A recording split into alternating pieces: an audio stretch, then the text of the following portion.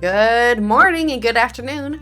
Welcome to another episode of Before Coffee. I love saying that. We are here on Wednesday, halfway through the week. And let's get Rog on the call so we can find out what's happening in the U.S. All right, I am ready with my stories, and you're ready with your stories? I'm ready with my headlines anyway. I don't know what the story's about yet. All right. Let's get started then.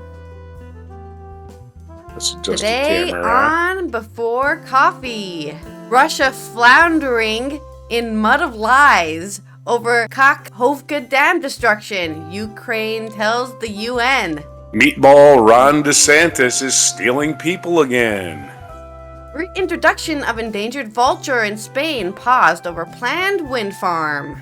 Organized men's professional golf sells its alleged soul for Saudi cash. Heartwarming to see rich people find common greed. Sudan fighting escalates after breakdown in ceasefire talks. And on Weird Wednesday in Denmark, paralyzing potato pileups possibly planned by political people. And in Berlin, 82-year-old German ganja gangsta gets last chance. Today on the comprehensive news of the planet Earth here on June 7th, 2023 edition of For Coffee.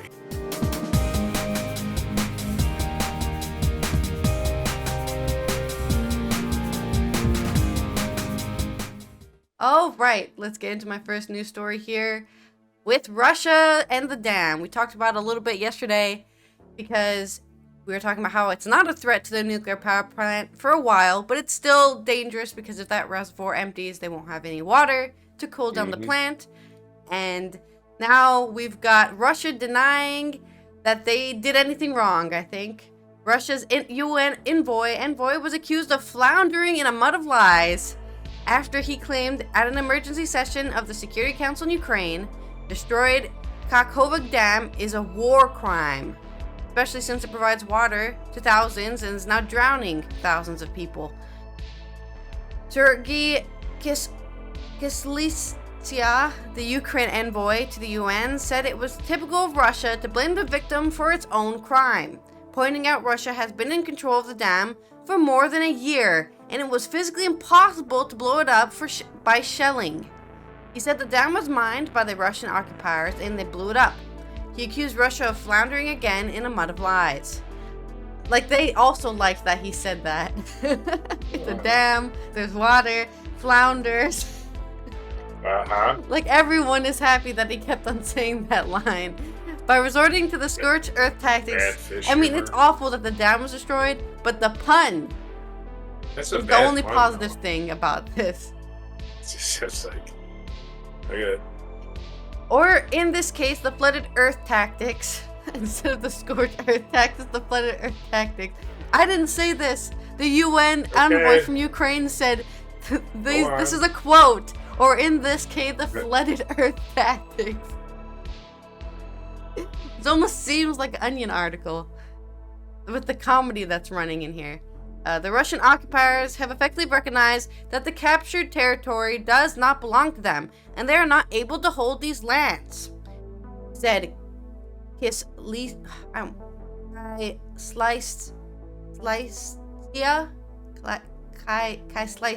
That's how I'm going to say his name. Neither the French, U.S. or British representatives at the UN directly said there was evidence of Russian responsibility, but called for an investigation and insisted their support for Ukraine was unwavering. Outside of the UN, Security Council member, the deputy U.S. ambassador to the UN, Robert Wood, said, "We're not certain at all. We hope to have more information in the coming days." I mean, come on. Why would Ukraine do this to its own territory and people? Flood its land for tens of thousands of people to leave their homes? It doesn't make any sense. It's all a ploy. That's Russia's entire byline. It's a ploy to make us look bad. We're not bad people. The Ukraine are purposely hurting themselves to make us look bad. Okay, Russia, that's a crazy conspiracy you got going there, seeing as you invaded a country. You put troops in another country that isn't yours. That's an invasion. Victim blame out of that one. That's not the way they see it, though. They see it Completely different, right? They'll get it their way. Vasily Nebenzia, the Russian envoy to the UN, claimed Ukraine had committed an unthinkable crime. His main supportive evidence was an article in the Washington Post, which Andriy Kovalychuk, Ukraine's southern commander, claimed Ukraine had tested strikes on the dam. Nebenzia said the West was responsible for a coordinated disinformation campaign full of flawed logic that reeks of schizophrenia and not of latent variety. Okay, so just call them crazy. Sorry? How's it coordinated? Go ahead. I don't know. They're just saying, like, America, probably America, right? America and Ukraine were like, yeah, let's blow up the dam and be like, oh, Russia did it so we can make them look bad. That's just the West. The West are against us. All true. Said the attack was part of an effort to distract from Ukraine's clearly bogged down military offensive that was failing to meet its objectives. We are deeply bewildered. Yeah, it's just a PR campaign. We are deeply bewildered that the UN Secretariat repeatedly fails to condemn the attacks perpetrated by the Kyiv regime, citing insufficient information. The securities leadership does not hesitate to replicate politicized conclusions that suggest all such crimes are a result of Russia's actions in Ukraine. Martin Griffiths, the UN humanitarian envoy, did not accuse Russia of responsibility for the humanitarian disaster, saying investigations would be held. He asserted that the incident would not have occurred if it were not in Russia for Russia's invasion. Yeah, like no dam would be exploded if you weren't just invading a country. That's kind of true. They wouldn't. Like maybe, I guess there could be a terrorist attack on the dam by Nazis or something. I don't know, but unlikely. The UN has no access to the independent information on the circumstances that led to the destruction in the hydroelectric power plant, he said, but added the destruction of the dam was one of the most significant pieces of damage to Ukrainian infrastructure since the war started and would have grave consequences for thousands of people as well as the environment. An emergency response was underway to help 16,000 people, Griffiths said, pointing out the dam was a key source of support to agriculture for South Kherson as well as livestock, and its destruction would be a massive blow to food production and clean water supply in Crimea. He warned that the risk of mine and explosive ordnance contamination had increased the fast-moving water rushed into the area previously assessed as safe, thus putting people in further unpredictable danger. Alright, this is a story from Patrick Wintour, the diplomatic editor at The Guardian. Your story. Alright. And in the USA, this is from Channel 3 in Sacramento, California. Florida Governor Ron DeSantis' administration on Tuesday confirmed its involvement in the migrant relocations, as they call it, by flights to Sacramento, and released video that it argued shows they were not kidnapped or treated poorly. The video provided by Florida's Division of Emergency Management shows 2 minutes and 21 seconds of short video clips and photos of migrants signing waivers, dancing to music inside of the bus, and posing for smiling photos on an airplane. KCRA3 has blurred their faces for their security in their little propaganda video. It's unclear when the video clips were recorded and who took them, and it includes videos from one or both recent flights that brought 36 asylum seekers to Sacramento. In one clip, migrant records himself in front of a private jet saying, "We made it to California, thank you to God. Recommend." Another clip shows the group inside of a conference room speaking with government agents, being asked in Spanish if they were treated poorly. It's not clear who asked the question. One migrant responds by saying, "No, they treated us super well." Well, they dumped us somewhere we've never been before and we're not supposed to be. Yeah, I mean, they lied to our faces and didn't tell us where we're going, but they gave us coffee. More clips show the clips where they're having a good time are always going to be the ones they show. More clips show migrants reading through what appears to be waivers in a hotel room. They're a migrant thanks to contractors in a room. Contractors for the room. "For me, my travels are traumatic," one says. "Thank you for my security." KCRA Channel 3 has requested a copy of the waiver the migrants were seen signing in the video. Florida officials said they were working on a request on Tuesday afternoon. The flights are part of Florida's voluntary relocation program, which DeSantis has touted as his protest to immigration policies, which I have no idea what he's protesting. These people are asylum seekers. Florida officials said the migrants said they wanted to go to California both verbally and in writing. Of course, they want to go anywhere. The Florida agency provided the video the day of California's Governor Gavin Newsom tweeted at Meatball Ron DeSantis, Donald Trump's name for him, by the way. You small pathetic man, kidnapping charges with a question mark. This isn't Martha's Vineyard. Read the following. California Attorney General Rob Bonta said he believed Florida was behind the two flights that took 36 migrants from El Paso, Texas to Sacramento. Bonta said the state is doing a full investigation to identify what the asylum seekers were told and are analyzing whether the facts support criminal and civil actions against Florida officials or workers at private vendors hired as part of the operation. Through verbal and written consent, these volunteers indicated they wanted to go to California. A contractor was present and assured they made it safely to the third-party NGO non-government organization. Said Alicia Collins, a spokesman for Florida Division of Division of Emergency Management. Now, once again, these people were not in Florida; they were in Texas. Why does Florida have a say in? Oh, let's go to Texas, grab some people, and take them to California, or fly them wherever, for that matter. Blah blah blah, propaganda. Church leaders said the migrants told them they didn't know where they were. Bonta said Monday migrants in the first flights were dropped off the front steps of the Sacramento Diocese.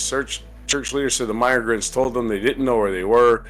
KCRA 3 is unable to independently verify the experience of the migrants because the groups now overseeing their care are not allowing reporters to speak with any of them. In order for them to proceed with their individual cases and ensure they are not participants in political theater, we will not be availing any access to our new neighbors in the press, a spokesman for Pico, California, said.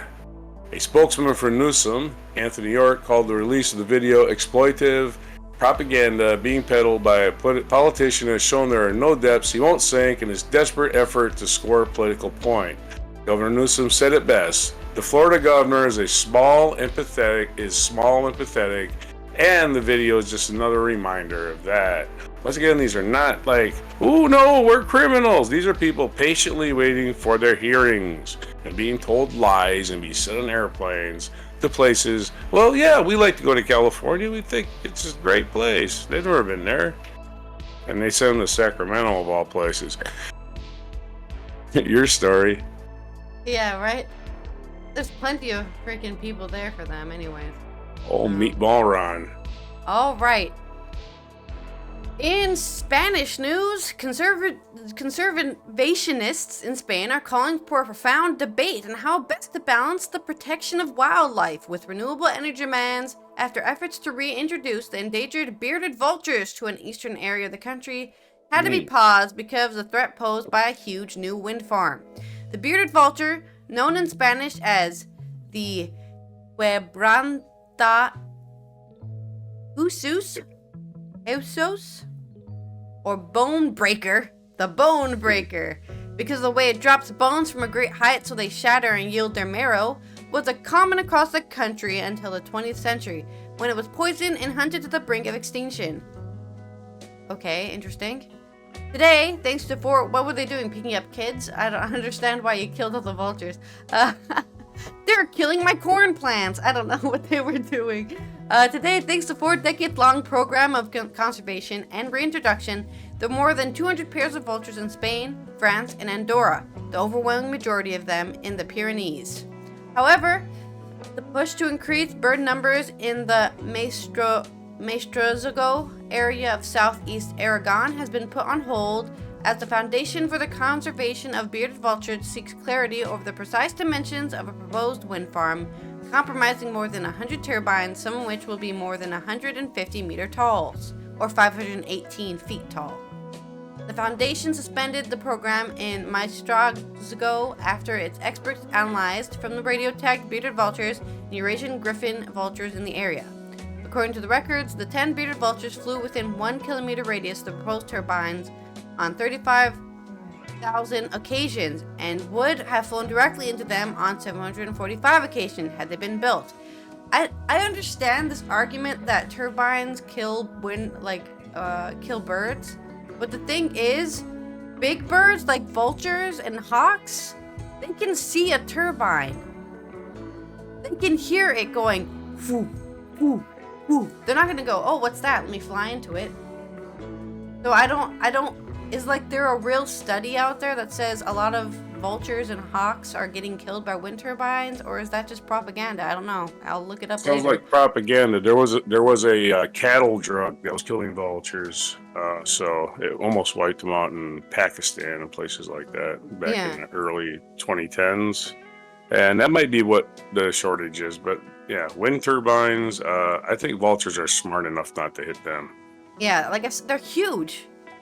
They're freaking intelligent animals. They're not stupid. And they can see, unlike, you know, songbirds. Songbirds can't see very far.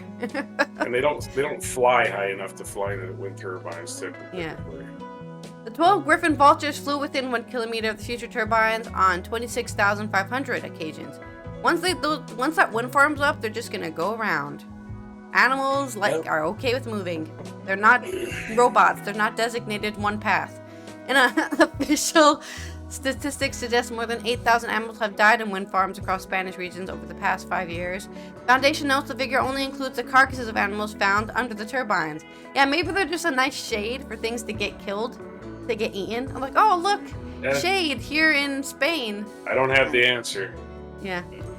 Given that many carcasses are taken by predators within a few hours and the searches for dead animals are not common, the scientific community estimates the carcasses found from between 10% and 20% of all the deaths that actually occur. Yeah, that's what I thought. That means that just in 5 years, between 44,000 and 80,000 animals have died, many of them vulnerable species in dangers of extinction. Detailed mortality statistics from Aragon and Navarra show that 1,387 griffin vultures, 6 Egyptian vultures, 30 golden eagles, 58 short-toed snake eagles, and 76 red kite died in wind farms in the region between 2020 and 2022 alone. The Spanish Society for Conservation and Study of Bats also estimated that turbines killed 84,000 to 253,000 bats each year in Spain. That is crazy to me. Bats who echolocate got killed by wind turbines? I don't know. Yeah, man. fans are moving. Fans are constantly moving now. Well, they're usually off at night. Why would they be off at night? I don't know, because it seems dangerous to leave them on at night. What difference does it make? Yeah. Nah, they're not off. According to the Foundation, which says the proposed wind farm was signed off in haste by a central government, because of the energy instability caused by the war in Ukraine, the development would severely compromise the survival of the bird species in northeast Spain. This is the first time it had to pause its reintroduction campaign. Some politicians in the area have raised similar concerns over the wind farm project environmental impact. At the end of January, the local Teruel Exist party said it could bring a legal challenge against the Environment Ministry's decision to press on with the development, arguing it could constitute an environmental crime. A spokesperson for the Environment Ministry said it had already reduced the size of the proposed wind farm to make sure it did not intrude on densely populated bearded vulture areas where the birds also nest. He added, all renewable energy projects in Spain, not just the ones in the Maestrazgo area, are subject to the same strict legal guarantees when it comes to environmental impact, so that the development of green energy in all areas is compatible with the preservation of biodiversity and the landscape, said a politician. So we'll see how that goes.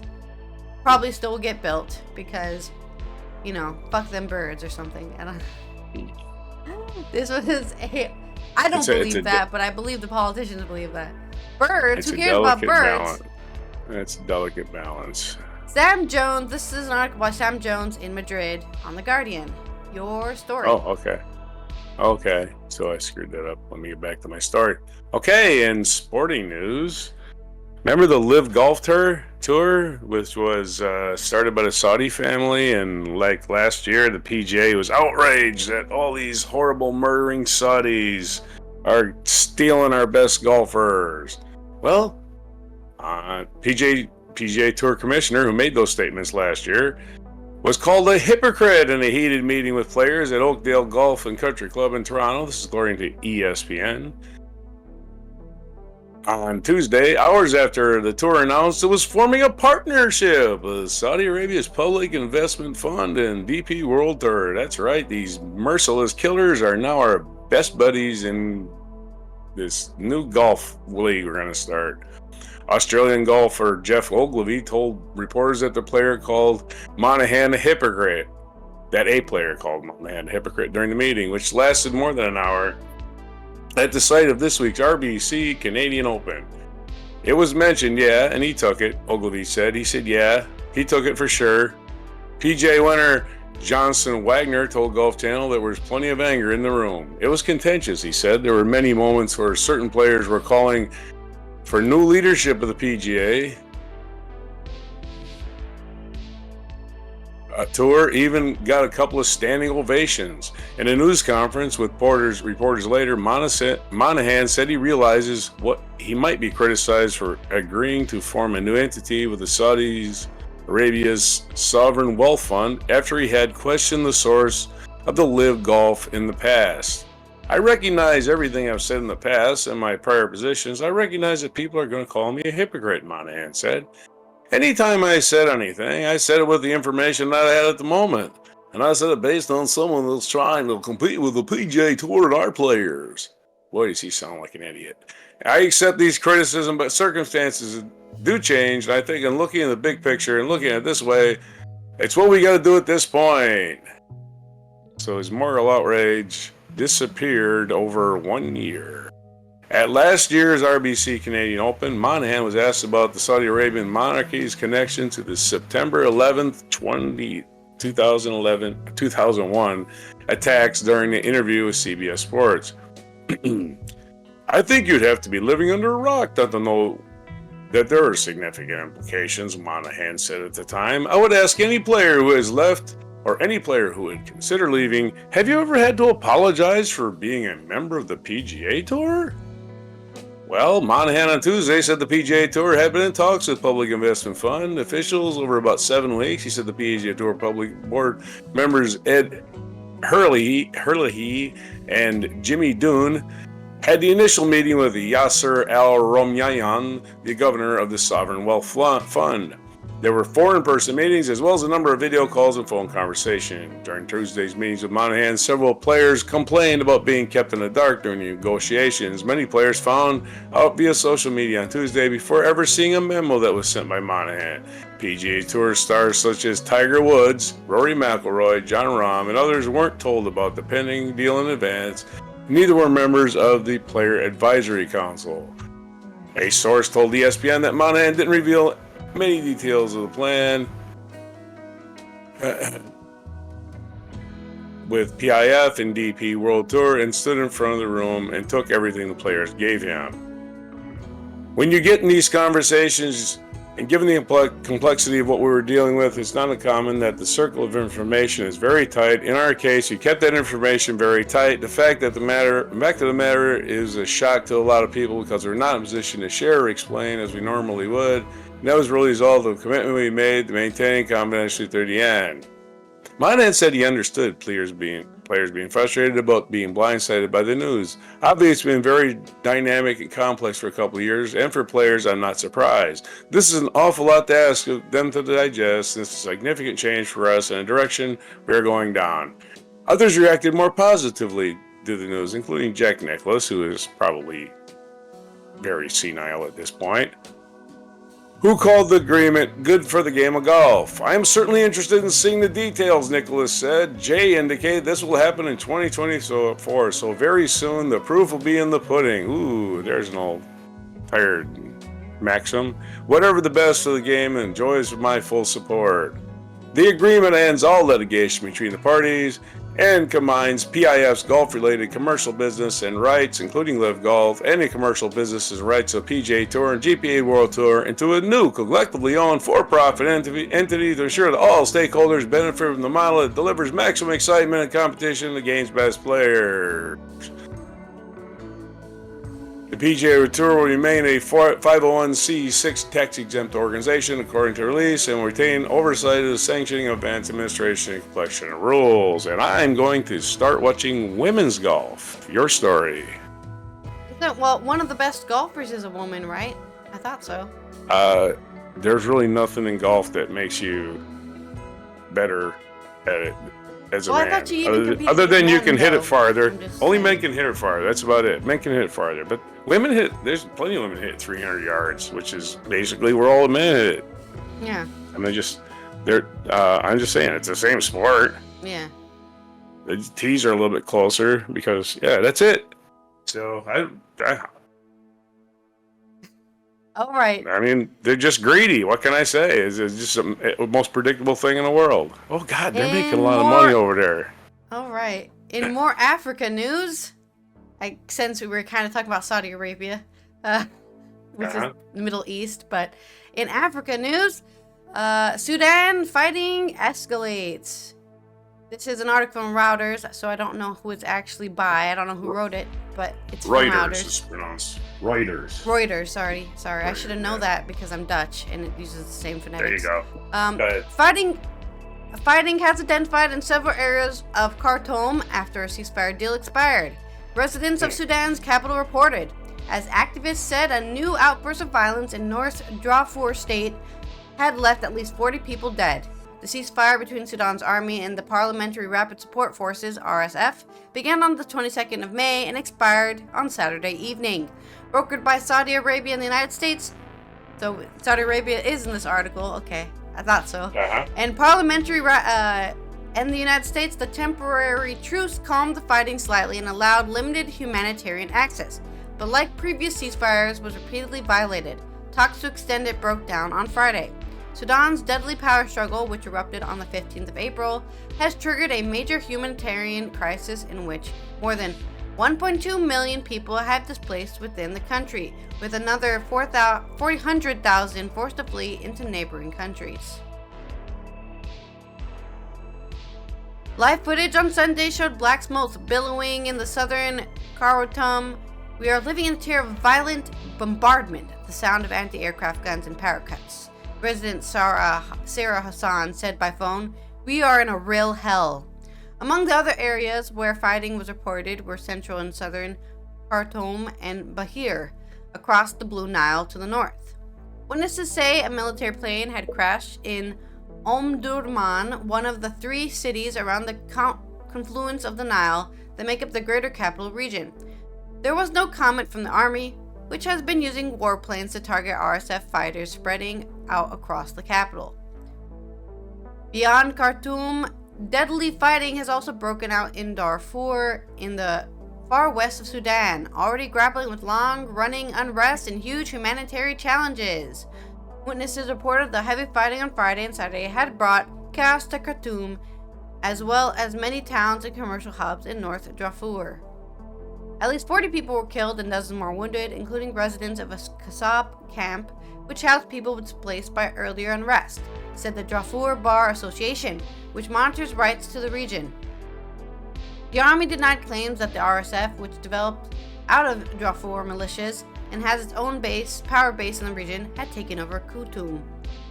Separately, Sudanese antiquities authorities said RSF fighters had withdrawn from the National Museum in central Khartoum on Saturday. The RSF... You're dropping out. What? Never mind. It's just on my Yeah. sound was dropping off. On Saturday, the RSF released a video filmed inside the grounds of the museum, which houses ancient mummies and other precious artifacts, denying they had harmed the collection. Fighting in the capital has led to widespread damage and looting, dwindling food supplies, and a collapse in health services, power, and water facilities. In recent days, the first rain of the year have fallen, heralding the start of a rainy season that runs until October and brings flooding and a heightened risk of waterborne diseases. The rains could complicate a relief effort already hampered by bureaucratic delays and logistical challenges. Aid workers have warned the dead bodies have been left in streets and uncollected rubbish have been piling up. Saudi Arabia and the U.S. said they were continuing to engage daily with delegations from the Army and the RSF, which had remained in Jeddah, even though talks to extend the ceasefire were suspended last week. The two countries said in a statement, those discussions are focused on facilitating humanitarian assistance and reach an agreement on a near-term steps that parties must take before Jeddah talks resume. That's our end of our story by somebody at Reuters. I don't know who wrote it, but somebody at Reuters wrote that about Johnny Reuters wrote it. Johnny Reuters wrote that. Good old Johnny. About Sudan. All right, and Weird Wednesday oddity news. The very last warning for 82-year-old German convicted of dealing drugs. A German court says it's giving an 80-year-old man a last warning to avoid jail after he's found guilty of drug dealings, despite 24 previous convictions. The retired seaman has said he wanted to improve his meager €800, $855 monthly pension by selling marijuana, was handed suspended sentence by a court in the northern town of Aurich on Monday. German news agency DPA reported that the prosecutors asked the court to impose a prison terms of 34 months in view of the man's lengthy criminal record and existing suspended sentence. So that's just one lighthearted story of an old man just trying to make ends meet, selling something that people want.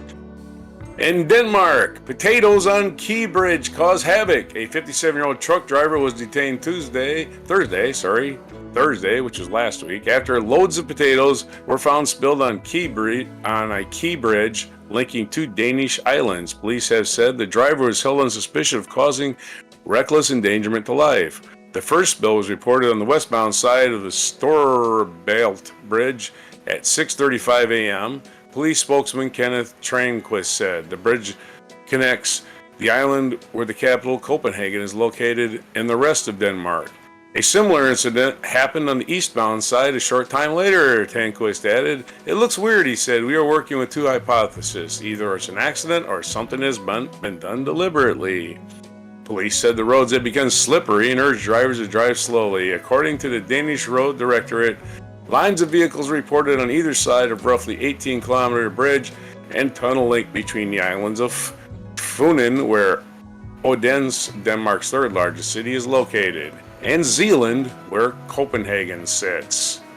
A third incident of potatoes on the road was reported near the town of Kolding in the Jutland Peninsula. Kolding is near the Storebælt Bridge. Danish public broadcaster DR noted that the potato spills occurred in the same day as the Danish parliament passed a law to tax diesel trucks transporting heavy loads. The new measure has drawn protests from truck drivers in recent weeks. They peacefully blocked highways and main roads through the country, claiming the tax will make their livelihoods unsustainable. A majority of the Danish parliament argue it is vital that the continued use of gas and diesel fueled trucks is environmentally unsustainable. As of 2025, the drivers of gas and diesel fuel vehicles over 3.5 tons will be taxed 1.3 kroner, which is 19 cents per kilometer driven, which is basically 0.6 of a mile. Torben Dial Hyorth, a spokesman for protesting truckers, said on Facebook that they strongly distance themselves from today's stunts. He added that they can plan protests at a later stage can be felt without the risk of people's lives and well-being. So, 3 incidental potato dumps or a protest? We don't know, but still interesting. Your story. Okay, we don't know. We'll find out later, maybe. One random guy, maybe. In culture news, we got an article by Shad D'Souza about how pop music is pop music, really. It's a risk they put out something completely new. Why pop is so heavily plundering the past. The charts are stuffed with dance pop songs that brazenly lift from the 90s hits. Is this a clever blend of nostalgia and refreshness, or a sign the industry has run out of ideas? Pop has always eaten itself, but its appetite for nostalgia has become more voracious than ever, particularly for the dance music of the 90s and 2000s. There are numerous singles that reference the era, most often with interpolation, the using of lyric or melodic phrase. In the UK chart, Switch Disco and Ella Henderson's React, likely rising into the top 3 this week. samples Robert Miles' trance classic Children. David Guetta's Baby Don't Hurt Me flips Hathaway's immortal What Is Love. Kim Petras and Nicki Minaj's Alone recycles the hook of Alice DJ's Better Off Alone, and Denim Audio has had a long-standing hit with a version of Strike You's Sure Do. All of them hark back to an era of bright, uncomplicated melodies, big, melancholic chords, and messy nights out that went mercifully undocumented on social media. The 90s. Unless you're famous enough for tabloids to be following you, of course.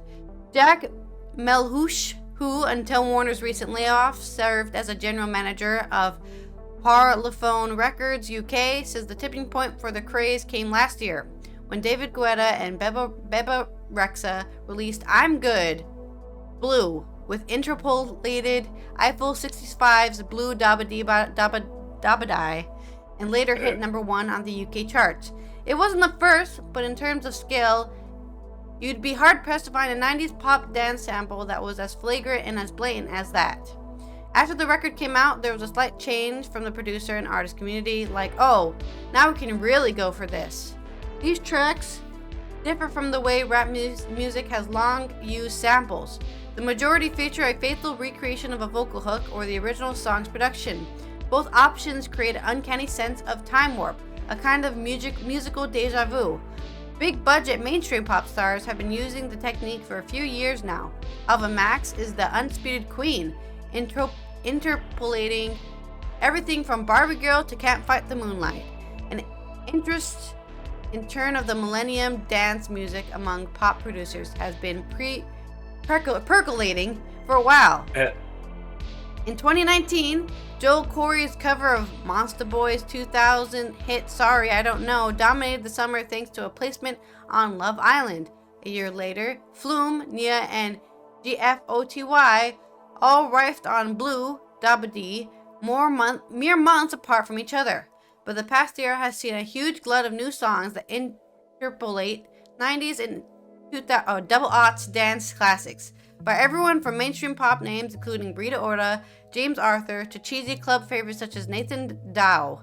Bradford Bassline Lads' Bad Boy Chiller Crew are special offenders, their latest sped-up version of Babylon Zoo's Spaceman. Yes, I don't know if you know what interpolation is, or the viewers out there know what that is, but let's say Dabba-Dee Dabba-Die is a great example. Blue, right? You know, everyone knows how that songs go, but let's just change the lyrics. I'm new, can I buy you a drink? Can I buy you a drink? You know, that's what they're doing. They're just using the same melody, but like, oh, we changed the lyric and it's a totally different thing. But your brain goes, hey, wait a minute, this sounds familiar. I'm going to listen to this song at least 15 more times until I figure out what it sounds like. And then they're like, wow, we got to number 1 on Billboard? Yeah, because people were listening to their song being like, this sounds like something I've heard before. And it's a cheap tactic that I think is what this guy's saying. If you can get away without being sued. To get people to listen to your song by saying, this sounds like a different song. If you can get away without being sued, plagiarism. Yeah, they can. Yeah. Interpolation is protected under copyright. Uh-huh. You can interpolate all you want for now. Right on. Okay, are we ready for this day in history? Or? Nope. I'm still reading. No, we're not? Give me a sec. Oh, okay. Nick Gale, right. a.k.a. producer and songwriter Digital Farm Animals, says using the hook that has already proven successful is tempting for a lot of artists and record labels. Artists are looking for security, and it's always a risk these days to put out something completely new. When you're betting on a record, especially in today's market, I would take my chances on a song people already knew, if I worked at a record label. The exception for him was Beg For You, a song you worked on with Charlie XCS and Rina Sawayama, that interpolated the hook of September's Eurodance smash Cry For You.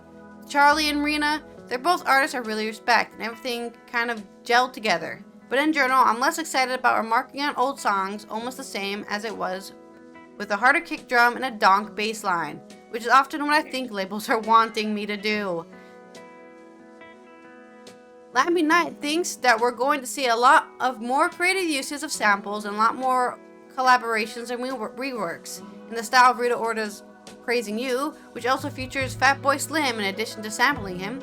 The sheer availability of music right now, she says, lends itself to a more sample and interpolation-oriented pop music culture. 100,000 tracks go live on Spotify every day, which means that the breadth of music you have the capacity to sample from is only going to increase over time, which is not, Mel Hoosh says, a sign of pop running out of ideas. He gives the example of P. Diddy sampling Diana Ross and interpolating Sting in the 90s. If you were sitting in Bad Boy Records in 1996, you might have been having the same conversation, saying, "We feel like there's a level of plagiarism and laziness here," he says. But actually, it's how culture works. It's cyclical, and it's transformative. Hale, too, thinks that there's still innovation happening in dance pop. Right now, in dance music, there's a really exciting scene emerging. We had a bit of a lull through COVID, but people like Skrillex and Fred again are super exciting, he says. It feels really fresh and kind of underground again. But those artists make pop music too. I don't think we're running out of ideas. I just think there's so much new music now that a lot of familiar music cuts through. It's great business. If you can release a song knowing it'll become huge, why wouldn't you? That's the end of the article there. Well, unfortunately for me, I appreciate music as an art, and that sounded like a marketing document. Well, it was written by a board of directors. Interview with a guy in the industry, so yeah, he's gonna try to defend as much as he can. Read as much Frank Zappa as you can. Watch as much Frank Zappa as you can, because there's a guy who just never compromised. Played his own music and didn't have to rip off anybody else and go, "Oh, marketing." I think he had one. If you can interpolate music, try interpolating something that nobody listens to, right? That gets really low streams. How about using musical instruments that nobody else uses, like xylophone or something, just how about the clarinet, just be something besides, oh no, that sells, let's do that. Okay. This day in history, 1494, the Treaty of Tordesillas, an agreement between Spain and Portugal aimed at settling conflicts over the newly discovered and explored land by Christopher Columbus, was signed in this day in 1494. Well, there you go. 1520, Henry VIII of England and France, Francis I of France, and their entourages gathered at the Field of Cloth of Gold near Calais, France, or Calais, France.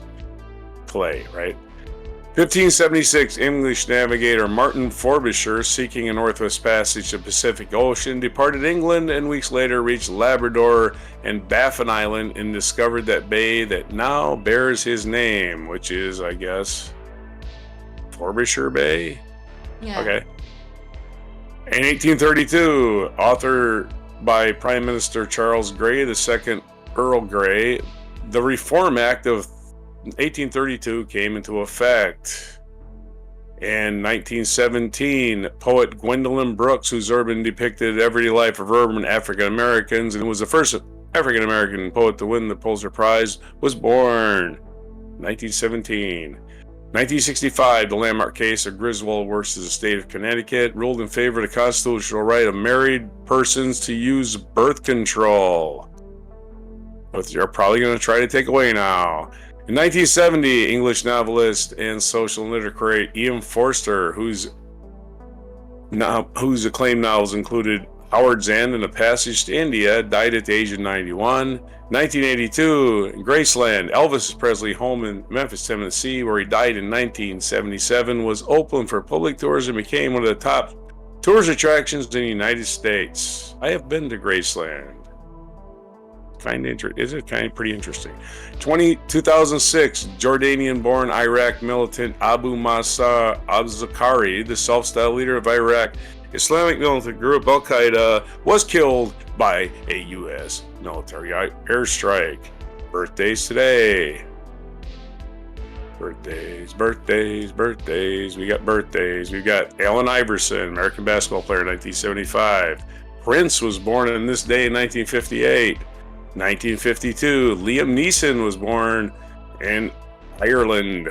In 1917, Dean Martin, singer and actor, was born. And in 1905, James J. Braddock, American boxer, was born. And what day is it today? Let's see. Oh wait, the Lateran Treaty was ratified in this day in 1929 through the Lateran Treaty, signed February 11th, 1929 by Benito Mussolini for Italy and by Pietro Gasparri, Cardinal Secretary of State for the Papacy, ratified this day. In 1929, Vatican City became a sovereign state. So that's all about it. So Vatican City is basically a city within it. Rome is a country all of its own since 1929. And today is National Oklahoma Day. Remember Oklahoma? Not fondly, I'm sure. Fondly or not fondly? Yeah, it was really hot. It's National Boone. Yeah, it's hot. National Boone Day, June 7th. Daniel Boone. I guess it's about Daniel Boone. It's World Safety Day. It's also National Running Day, National Chocolate Ice Cream Day, and National VCR Day. Wow, VCR Day. Let's keep that up to date. It's also Buggy Whip Day tomorrow. Sorry, what's that?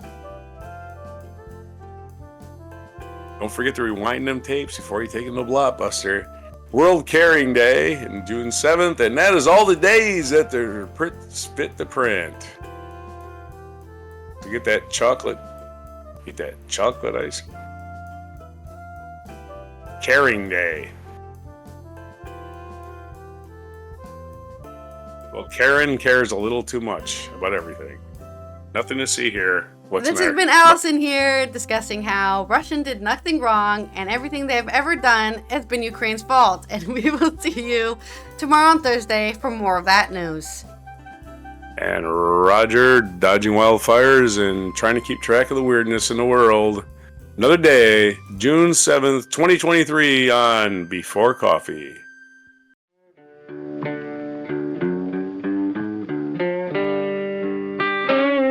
Be sure to hit the like, subscribe, and notify buttons, and follow our other channels, Toxic Alley, History of Gravy, and Scratchy Old Records.